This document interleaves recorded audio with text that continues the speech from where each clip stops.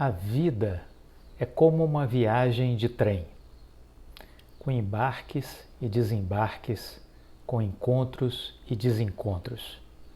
E de vagão em vagão, acabamos conhecendo pessoas importantes que passam a fazer parte da nossa vida, mas nem sempre podemos ir até o fim com as mesmas pessoas, pois elas descem em estações diferentes para seguirem seus destinos, seus caminhos. Mas nunca vamos esquecer daqueles que se sentaram ao nosso lado, mesmo que por alguns instantes. Esse texto foi publicado pela Virna em sua página no Instagram, jogadora de vôlei, e é um texto antigo, eu não consegui identificar o autor, mas desde a minha adolescência eu conheço esse texto sobre a viagem de trem, fazendo essa analogia de que a vida é como se fosse uma viagem de trem e que as estações, o trem para, pessoas saem, pessoas entram no trem, continuamos a viagem, conhecemos pessoas novas, essas pessoas, algumas serão importantes para nós. Não iremos todos para a mesma estação no decorrer dessa viagem, alguns descem antes, alguns vão para outros destinos, para outras viagens, mas é assim a vida também, como se fosse um trem. E essa é a riqueza da dinâmica da vida, do poder curtir a viagem e colecionando os momentos, colecionando essas memórias, lições aprendidas, saudades, amores, amizades, ao longo dessa viagem de trem. Quem sabe um dia exista de fato uma estação final e que todos possam se reencontrar.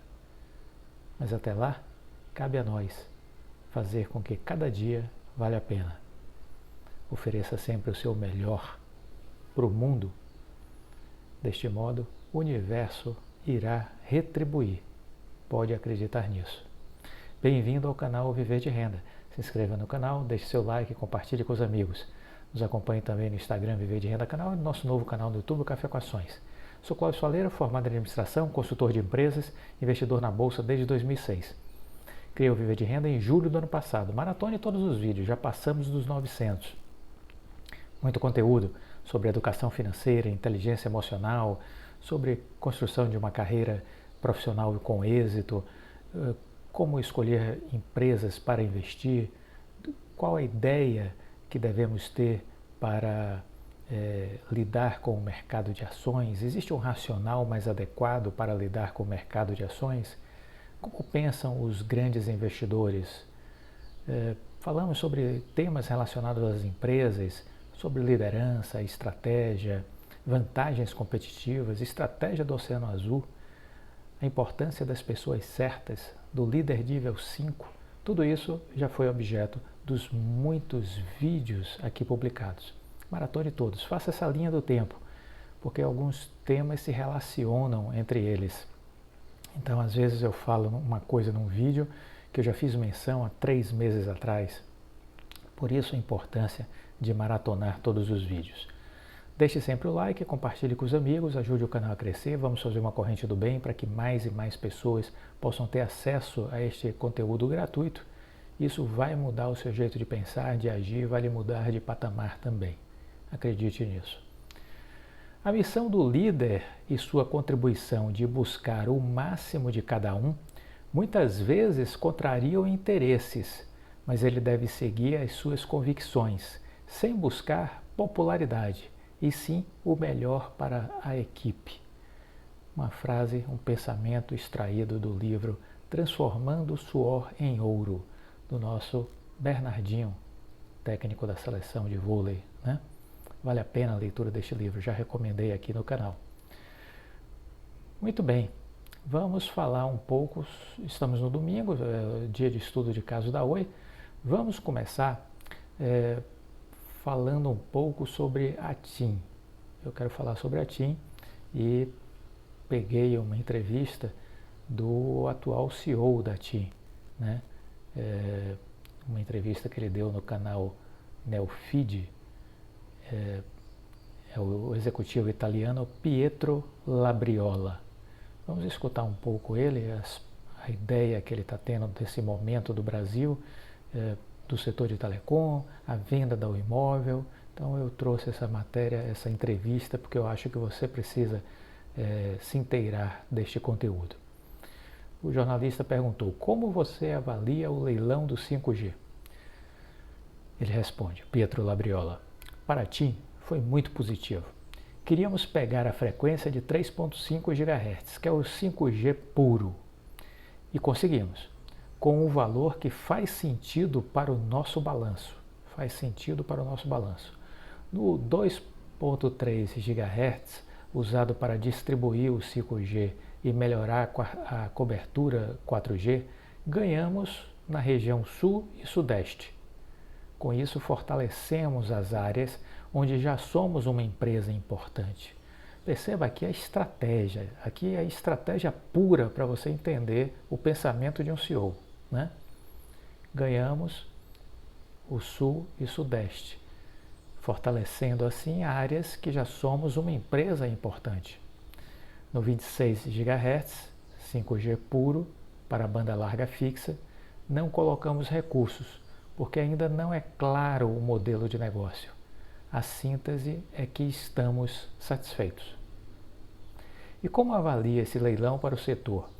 Acho que também foi positivo. Para ser mais claro, havia um assunto que era importante colocar mais remédios na compra da Oi, porque as outras operadoras não tinham oportunidades para competir. No leilão, tivemos 11 operadoras regionais participando. Essa é uma demonstração de que para crescer não precisa colocar remédio na compra da Oi. Olha o que ele está dizendo. Não é preciso colocar remédio na compra da Oi. Para crescer, esse é um negócio que precisa de dinheiro, de recursos. Precisa colocar 4 bilhões, 5 bilhões a cada ano. Sem recursos, é difícil trabalhar em telecomunicações. Então, veja que aqui eu quero fazer esse parêntese, né?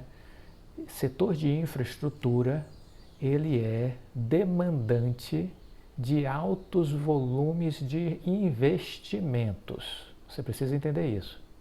Infraestrutura demanda volumes crescentes de investimentos. Empresas pequenas não conseguirão se tornar empresas grandes, porque falta isso aqui, a chamada bala na agulha. Falta dinheiro, entendeu? Para crescer, diz Pietro Labriola, este negócio precisa de recursos. Precisa colocar 4, 5 bilhões a cada ano. Sem recursos, é difícil trabalhar em telecomunicações. Então, não adianta ficar achando, né, que precisa garantir a concorrência, não sei o quê. Muita demagogia, muito papo de gente inocente ou que não consegue raciocinar, né, ligar tico com teco. E não entende que a questão fundamental é grana, money. É isso que é importante. Pietro Labriola continua dizendo: a venda da Oi Móvel não é um gargalo para o desenvolvimento do mercado, porque a quantidade de frequências que estava disponível para ser vendida era enorme. Aí o jornalista diz: quer dizer que, na sua opinião, a competição vai ficar mais acirrada agora com o 5G? Como vai ser a competição, ainda não consigo te dizer, porque não estou na cabeça de todas as operadoras. Mas a venda da Oi Móvel não é um gargalo para o desenvolvimento do mercado. Existe uma quantidade de frequências disponível enorme. A TIM comprou 11 lotes, disse o repórter, por pouco mais de R$ 1 bilhão. Qual o investimento total que vai ser feito no 5G?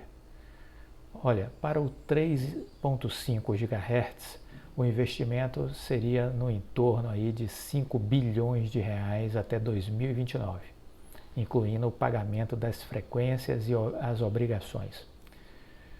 Aí o repórter continua: mas qual será o investimento médio anual da TIM a partir de agora?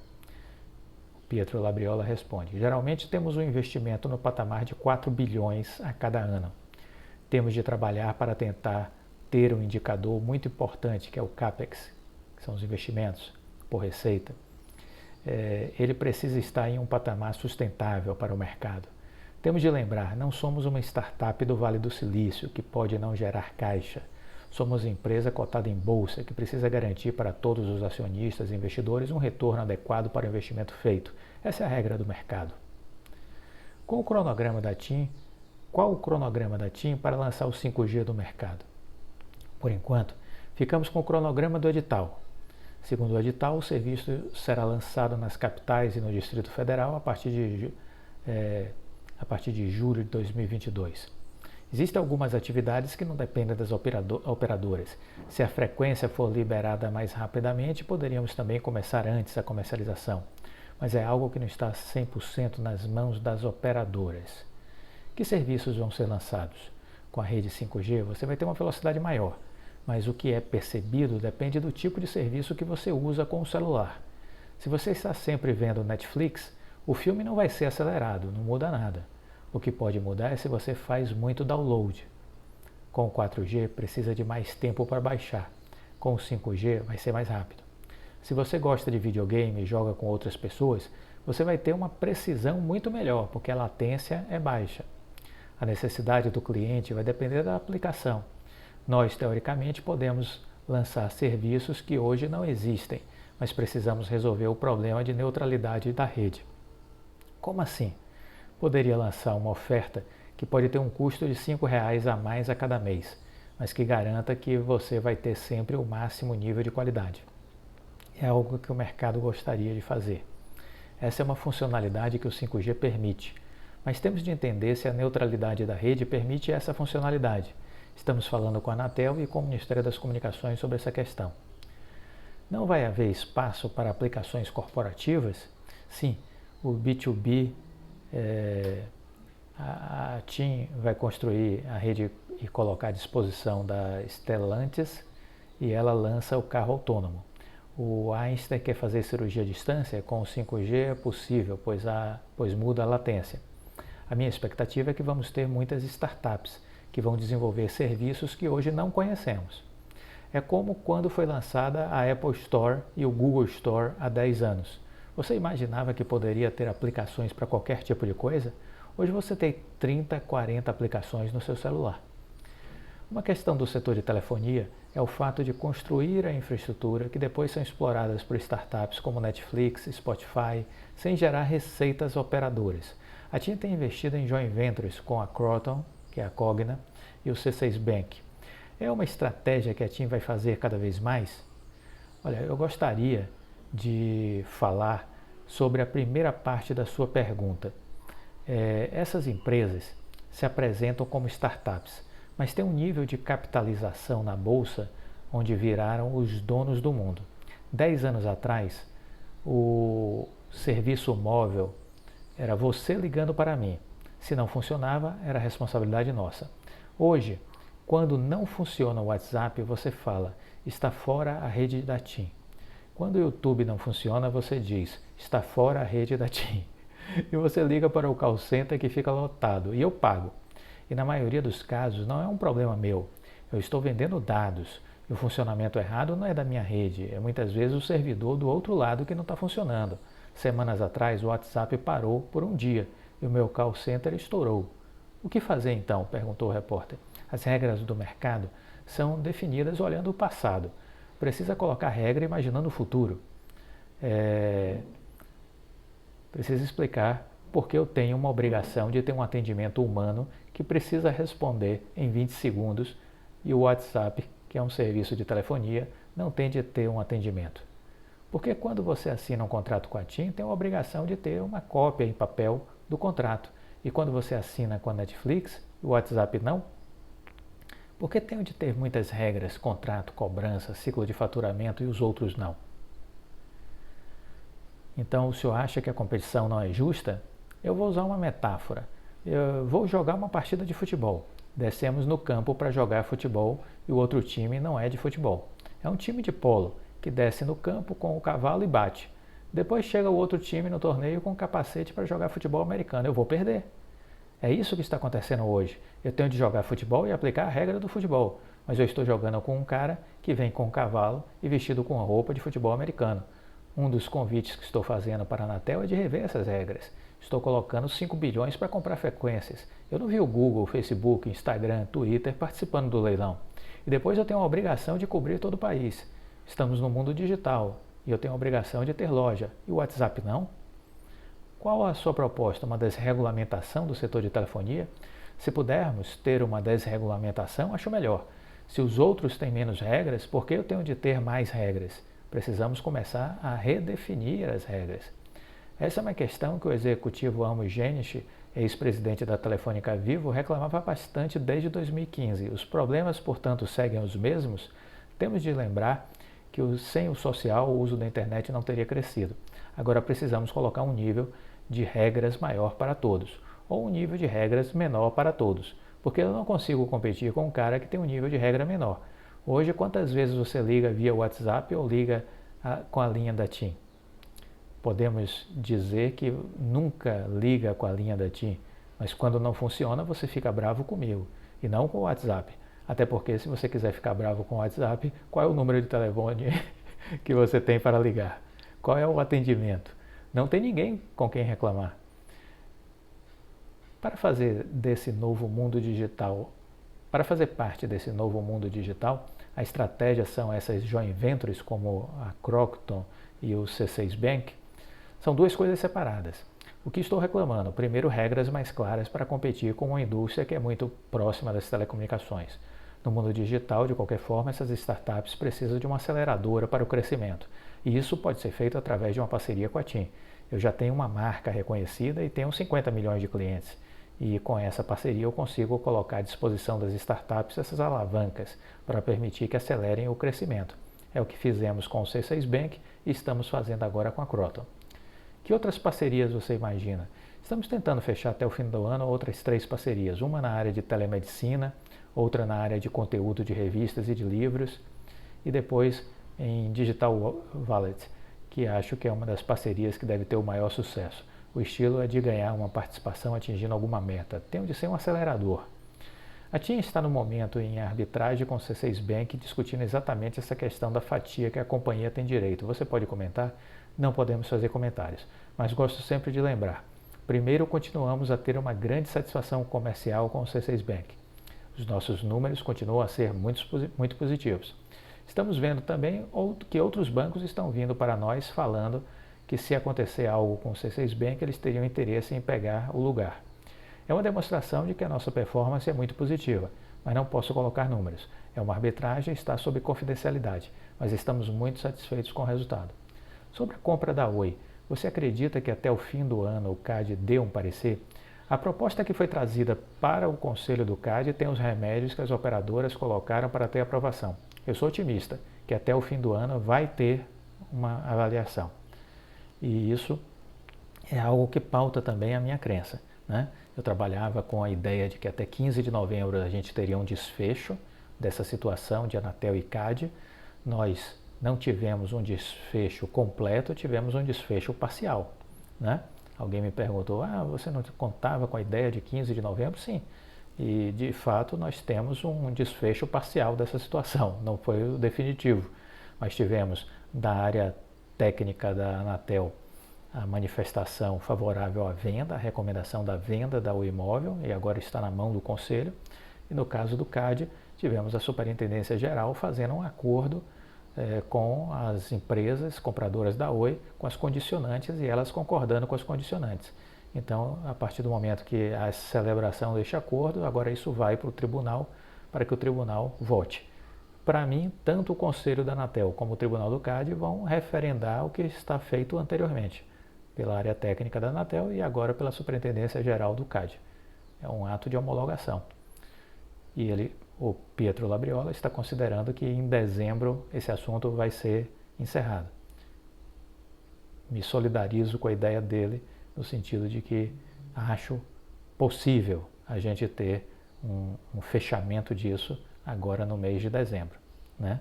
Da parte da manifestação formal, tanto da Anatel como do CAD.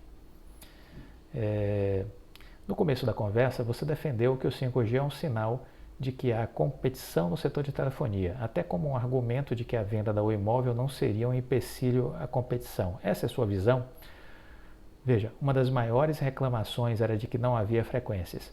Foi colocada uma quantidade grande de frequências à disposição e todo mundo comprou. A frequência que diziam que era escassa não é mais. Repito, todo mundo reclamava no CAD que era importante ter a frequência da Oi. A quantidade de frequência que foi colocada agora no leilão é muito maior do que as frequências da Oi. Acho que essa é a resposta mais forte sobre o assunto da aprovação da venda da Oi. Então esse final é super importante. Quer dizer, está encerrado, gente, esse assunto. Não há mais espaço para discussão sobre essa questão. Não há mais espaço para discussão dessa questão. Nós temos aí, de forma muito nítida, de forma muito enfática, esse assunto concluído. E creio que exista vida inteligente na Anatel e no CAD, né? Creio que exista vida inteligente lá.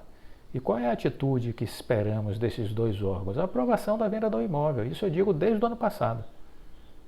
E continuo dizendo, eu não espero outra coisa. Desde o ano passado eu digo, a Anatel e o CAD vão aprovar a venda do imóvel. Ponto. E continuo dizendo, a Anatel e o CAD vão aprovar a venda do imóvel. Lamentavelmente, o time deles foi exagerado. Eu não esperava que eles demorassem tanto, né? Mas quis as coisas caminharem nesse ritmo lamentável de procrastinação, de demora, mas o assunto para mim está resolvido. Repetir aqui o que o Pietro Labriola disse. Uma das maiores reclamações era de que não havia frequências. Foi colocado agora no leilão do 5G uma quantidade grande de frequências à disposição e todo mundo comprou. A frequência que diziam que era escassa não é mais. Repito, todo mundo reclamava no CAD que era importante ter a frequência da Oi. A quantidade de frequência que foi colocada agora no leilão é muito maior do que as frequências da Oi. Acho que essa é a resposta mais forte sobre o assunto de aprovação da venda da Oi. Então, estamos aí repercutindo essa entrevista do Pietro Labriola e entendendo sim que a gente vai ter um desfecho positivo desse assunto agora no mês de dezembro, tanto da parte da Anatel como da parte do CAD. A conferir. Seguimos estudando a empresa e acompanhando, certo? Seguimos estudando e acompanhando. Essa é a nossa ideia, certo? Falando ainda sobre o leilão de 5G, o agronegócio vai ser um dos setores mais beneficiados pelo 5G. Essa é a expectativa, que o agronegócio será o setor mais beneficiado. O agronegócio ele espera muito pelo avanço dessa tecnologia. A velocidade de 5G alcança em média 1 GB por segundo, o que significa ser 10 vezes mais rápida que o 4G. Ou seja, será possível uma agropecuária digital mais eficiente, o que reverte em maior produtividade das lavouras e nas criações de animais. Há desafios gigantescos a serem transpostos que vão exigir esforços para serem superados. O Brasil possui cerca de 40 milhões de habitantes sem acesso à internet. No campo, segundo dados do Ministério da Agricultura, apenas 23% das áreas ocupadas por atividade de agronegócios contam com algum nível de cobertura. E o 5G é muito esperado para os próximos anos. Ele acelera de forma instantânea o que hoje são apenas oportunidades. Então, este setor será, sem dúvida, um dos setores mais impactados. Agora, vale dizer que essa demora da conectividade no mundo rural é um absurdo. Eu já desenvolvi projetos nessa região e o recurso que deveria viabilizar, levar a conectividade para essas áreas rurais é o recurso que está lá no FUST, no Fundo da Universalização do Serviço de Telecomunicações. 36 bilhões de reais, bloqueados apenas para ser utilizado como um artifício contábil, mais nada. Quando tem superávit, aumenta o superávit primário. Quando tem déficit, reduz o déficit primário. Apenas isso. Apenas isso. utilizado 36 bilhões para maquiar as contas públicas. É isso que ele se destina. O pessoal do agronegócios, os agricultores, as cooperativas, os deputados da área ruralista, né, as associações rurais deveriam se mobilizar e entrar com uma ação no Supremo Tribunal Federal, pedindo o uso do recurso do FUST e a sua aplicação na sua destinação. É isso que precisa ser feito, pressionar. 36 bilhões de reais congelados, sem uso. Não faz sentido. Não faz sentido. Quero concluir com uma ideia, para que vocês pensem. Considerem sempre utilizar o silêncio como um companheiro. Use-o como um aliado. Percebemos muita coisa ouvindo o silêncio.